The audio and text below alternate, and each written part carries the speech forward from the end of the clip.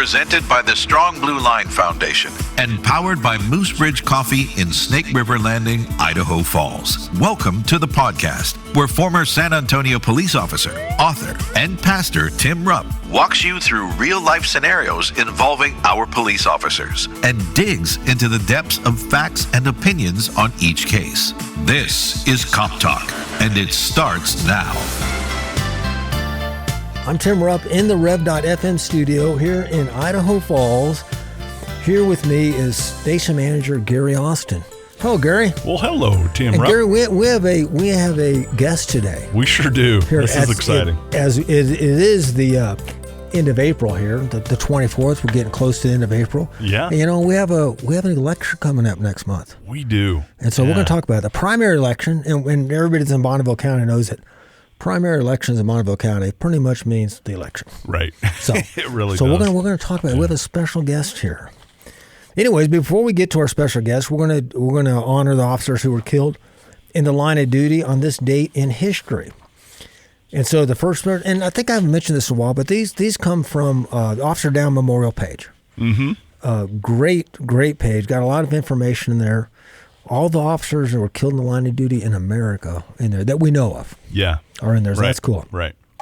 So I've got Patrolman John Claridge, John Claridge, Memphis Police Department, Tennessee. End of watch, Wednesday, April 24th, 1867. So here we go. On April 23rd, 1867, Patrolman Claridge responded to a large disturbance at a saloon at the intersection of Washington Avenue and Main Street.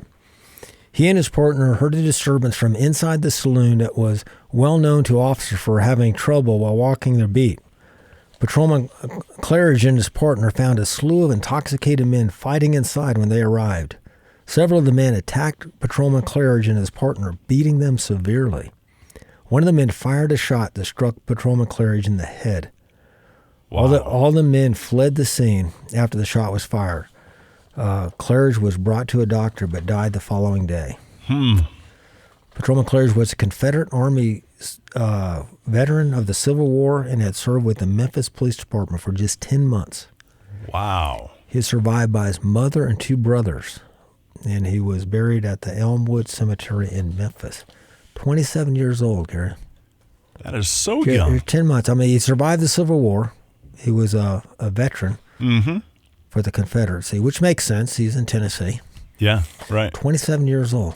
Who do you have there, Gary? Well, I've got another 27-year-old here. Police Officer Roy Andrew Barr, end of watch just in 2022.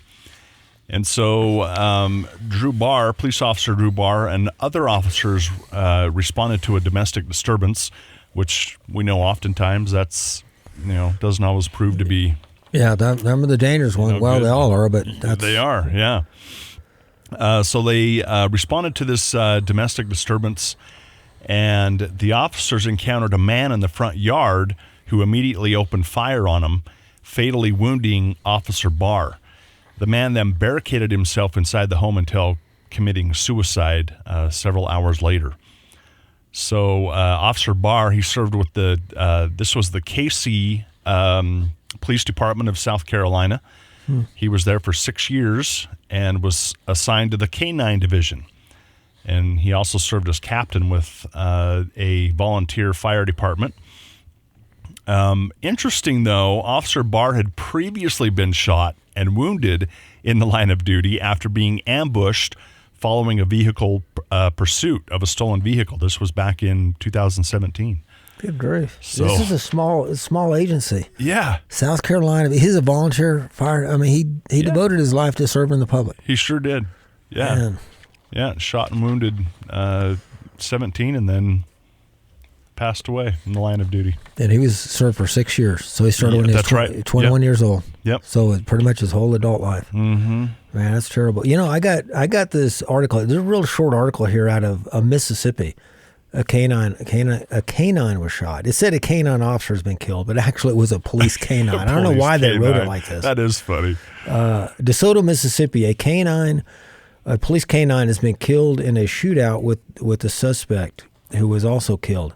On February 21st, so this was just last month, the incident occurred when DeSoto County Sheriff's Office deputies performed a pit maneuver during a vehicle pursuit. That's when you hit them in the rear and spin them around. Uh-huh. The successful maneuver was stop the fleeing suspect, Jamarcus Brown, 38. The sheriff's office had not released details indicating what led to the pursuit, according to the report. Once the vehicle had been stopped, deputies released Canine Luca. Brown shot the canine, according to the report, leading deputies to return fire. Brown was pronounced dead at the scene. Canine Luca was transported to a veterinarian hospital where he succumbed to his wounds, according to the report. So, it's sad that the dog was killed. Yeah. But a friend of mine, Jason Stewart, he's a canine officer here. Our guest knows him well. And I remember he told me he said, hey, these dogs are a tool. They're to be used. They're great, loyal, living tools. Mm-hmm. But and they sometimes give their lives to protect the officers so absolutely a sad thing, but that's much better than losing a human being. So thanks so much. So here we are. We're at our guest, Gary. Yes, we are. And our guest is a sergeant with the Bonneville County Sheriff's Office, Carl Casperson. Welcome, Carl. Good morning. Well, good morning, sir. And so we have been friends since 2009. That's when I first got on. That's when I met you. That's when cool. I got on the sheriff's office as a reserve deputy, I made application, and I was surprised that the application to be reserve deputy is the same thing as active deputy. Yes, so we went through the full background. We went through all that stuff and had to go to the polygraph, and Carl's the one that gave me my polygraph, and cool. I was fortunate enough to pass it. And anyway, so I've known Carl for several years, and so Carl, how long have you been with the sheriff's office? I started as a reserve deputy in 1985. I was stationed in the naval site out here training, and wanted to do something more in the community, and that's what came in front of me. And that's cool. A lot of people, if you're not from Idaho Falls, if you're not from around here, you're listening somewhere else, you're thinking, Idaho Falls, what in the world is the Navy doing? Yeah. All right. If you look on a map, there are no oceans close to us. But they have a nuclear training center, and we used to have there was a lot of Navy, but they've moved out. They've moved on, right? Yeah. So how many Navy personnel were here? Do you even know at one time? I want to say I've heard numbers anywhere around 3,000 at one given time. Wow. It was transitory. We had students coming in for 6-month periods, and then we had staff guys that were serving for 3 to 4 years. I ended up here 6 months in 1979, came back in 1983, and haven't left. Haven't been here ever since. All right. So you became a reserve in 85, and then after your enlistment, is that when you joined? Yes. So when did you go active duty with the sheriff? May of 1988. 88. So you've been active duty for 88, and he's still serving as a sergeant with the Bonneville County Sheriff's Office. But, but we're here because you're running for office now. That's correct. So Carl is running. We're one of the county commissioners is stepping down. He's retiring or stepping aside, whatever county commissioners do when they don't run anymore. And Carl is running for county commissioner in seat number what? Number one. Seat number one. District number one. Yep. Would he run for anything less, Gary, than seat number one? And so so Carl's running for county commissioner, seat number one. So tell us what the county commissioners do. A lot of people may not. Well, what is a county commissioner? What do they do? Well, a whole variety of things, but the overall job is oversight of county operations. So the biggest thing with that is budgets, being responsible with the people's taxes and making sure that they're distributed to the individual departments or divisions or offices so that each one of those is able to function properly and within their guidelines, and then just oversee the general, almost daily operation of the county. Okay, let me ask you something. I'm gonna read a little bit from Scripture here about how we're to honor and how we are under the authority of the governing authorities over us. But before we do that, so do the county commissioners actually supervise anybody? Like direct supervisor? They just kind of oversee the organization? It's more of an oversight of a lot of the elected offices. So each office that's, the sheriff's office, clerks, the assessors, all those have their individual jobs with personnel under them. And then the county commissioner, the board of county commissioners just oversees all of that operation. Okay. That's interesting, because I got some more questions about that too. I'm just kind of interested myself in exactly what they do. I knew basically what they did, but didn't know everything. Anyways, I'd like to read from Romans chapter 13. Romans chapter 13, beginning at verse 1, says this: Let every person be subject to the governing authorities, for there is no authority except from God, and those that exist have been instituted by God. Therefore, whoever resists the authorities resists what God has appointed. And those who resist will incur judgment. For rulers are not a terror to good conduct, but to bad. Would you have no fear of the one who is in authority? Then do what is good, and you will receive approval. For he is God's servant for your good. But if you do wrong, be afraid, for he does not bear the sword in vain. For he is the servant of God, an avenger who carries out God's wrath on the wrongdoer. Therefore one must be in subjection, not only to avoid God's wrath, but also for the sake of conscience. For because of this you also pay taxes. For the authorities are ministers of God, attending to this very thing. Pay to all what is owed to them, taxes to whom taxes are owed, revenue to whom revenue is owed, respect to whom respect is owed, honor to whom honor is owed. So, and that's Romans 13, 1 through 7. So the Bible tells us right here that we are to pay taxes that are due. Now, I don't know of anybody who enjoys paying taxes. Well, but we have to do it. I mean, government was instituted by God. God instituted the family, the government, and the church. 3 institutions that God instituted: marriage, family, and the church. And so we have to pay taxes. And it's very important, because what frustrates me, and probably frustrates a lot of people, Gary and Carl, it is not so much that we have to pay taxes. It's what's done with the taxes. Correct. It's when you pay the taxes and the dang streets still have potholes all over the place. Now, I understand here, it's especially in the wintertime that they get torn up, but when it goes the whole summer or something like that, things. So you're responsible to make sure that the roads department is doing their job and the sheriff's office is doing their job. So as you're overseeing that, the budgets of the sheriff's department, so you could actually give yourself a raise. Is that what you're saying? Or are you going to have to step away from that job? I'll have to step away from that one. Okay. I'm not familiar with that process yet. I figured you'd have to step away from that. But let's say for sure, and I know Sheriff Holtz, and he's a good man, and as far as I know, he's got the support of the officers who work for him, the deputies that work for him. Right. But if, for example, a sheriff were to do some things that were inconsistent with his office, now would the county commissioners do anything about that? Would they? Or would that be up to the voters and up to, or do you even know how that actually works? I really don't know, because his position is an elected position. Mm-hmm. He's responsible to the voters. The voters, ultimately, just like you're be responsible to the voters. Correct. And so it would probably be up to.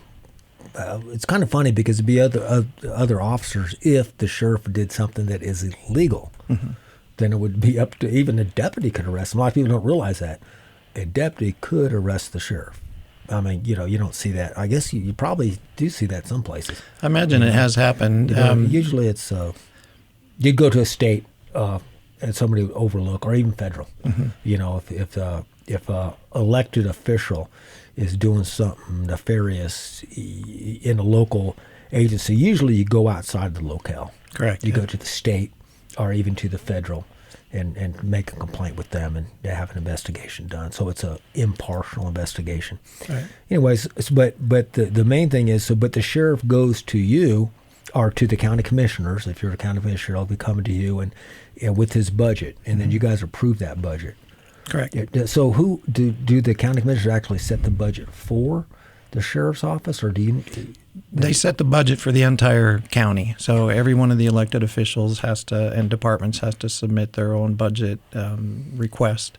Okay. That's covered through from the spring clear into the fall before it's finally approved in September. Okay, so if the sheriff says, "Hey, we have 100 deputies and we need 105 deputies," he's got to get approval to pay for the 5 extra deputies. Correct. Yep. And he submits that. He submits projected overtime, I imagine. Mm-hmm. He's all that's for cars, the fleet. I mean, it's a lot to, and then that's just the sheriff's Correct. office. It doesn't include all the other county offices, Right. and things. So there's a lot to do, a lot of administrative stuff. Right. And you've been an administrative sergeant for quite a while. How long have you been in your job that you're doing right now as an administrative sergeant, doing background checks and things like that? I started that one in 2005.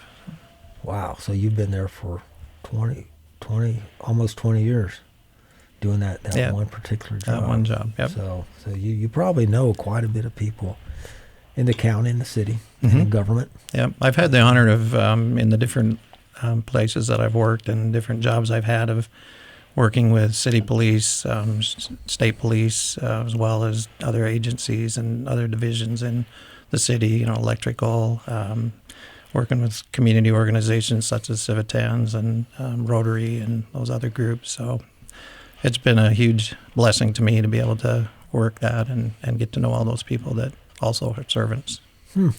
Okay, so and I know a lot of police officers, especially as long as you've been in it, people go into policing for different reasons. Mm-hmm. I went into policing because I've always wanted to be a police officer. I want to drive cars, drive fast, make arrests and stuff like that. But as you get older, you mature. Mm-hmm. If you're going to stay in it, it's a tough job. Yep. If you stay in it generally for different reasons than why you joined. Some guys stay because they're in a job and they figure, well, I'm going to get a pension. I'm just going to tough it out. Mm-hmm. But most stay in because they enjoy the job and they change and they realize they really want to serve the community and stuff. And now you're stepping away. You plan to step away from this job you've been doing for many, many years. And you get elected. And the election is on May 21st, I May believe. 21st for Tuesday, the primary, yes, sir. Tuesday, May 21st. And you can vote early, right? Yeah, they'll be So- open for all the absentee ballots and that kind of stuff that they normally would for a primary. Okay, so whoever you're going to vote for, we're not here to endorse any particular candidate, but if you want to vote for Carl Casperson or whoever is going to be running against him, unless he runs unopposed, you can still vote for him. If you like to, or vote for his counterpart, whatever you'd like to do. But inform yourself, get inside. So what is your reasoning now for running for county commissioner? Probably the biggest thing is I've seen how the county has been run for almost 40 years. Roger Christensen, who is the outgoing commissioner, has been doing that for almost 30. Wow. And I would like to basically keep that kind of continuity within the county as far as the fiscal responsibility that he has obtained and maintained throughout his time there. I'm getting older in age, and so the police job itself, it gets harder, but I still want to serve. I feel like I've still got some time to serve and serve the community. I've been here a long time and have benefited from the beautiful things that are offered here in Idaho Falls and Bonneville County, and I would like to kind of give back to that still. Yeah, and that's so important. And like I said, we're recording this show a little bit early, so we're not really sure who your opponent's going to be. But Carl is a Christian man, and I think that Christians ought to vote. I mean, that's part of our responsibility as a citizen of this country, as a citizen of Bonneville County, and as a Christian. That we have a responsibility. We just read that in Romans chapter 13. So it's so important for Christians to be involved in politics. And if you're not involved as far as running, then vote. Mm-hmm. Definitely, we need to vote. Now, you're in precinct 1, which basically covers what part of the county? So it's primarily the center of the city. First Street is the northern boundary. The west boundary is basically the Snake River down to Bingham County. Okay. Sunnyside is one of the southern boundaries. all the way down to 49th South. So it's primarily the residential part of the city. Okay, so it's a large population of Bonneville County. Correct. So if you're in precinct 1, and are the other precincts, are they voting too? Yeah. So there's the 3 districts. John Walker is in District 2. The 3rd district is actually open for a new commissioner this year as well. But you can vote. No matter what district you live in, you can vote for all the county commissioners. So. Oh, you can vote. Oh, so you can vote. Okay, so although and I live in 1, and so I can vote for 1, 2, and 3. I'll vote. I guess I've been voting all the time for that. Whatever. I just haven't paid that much attention to it, because and the good thing about it is I've not heard. I've been here 17 years, and I haven't heard any nefarious things going on with Bonneville County. I've obviously been involved with the sheriff's office for 15 of them in 17 years, and the sheriffs that I've served under, known the 3 have been good sheriffs, and I haven't had we haven't heard anything negative, especially as far as fiscal responsibility. Wasting money or whatever that is. I mean, they've been real good about wanting to get deputies raises. I remember when I got here, I couldn't believe how low deputies were paid, and the police as well. And it's improved over the years, and we continue to hope it will continue to do that. So, is there anything else you'd like to leave us with? Do you have like a what do they call it? A campaign platform or something, or just fiscal responsibility, or what? My platform is going to be continuity with what's been set before, and to continue along that vein.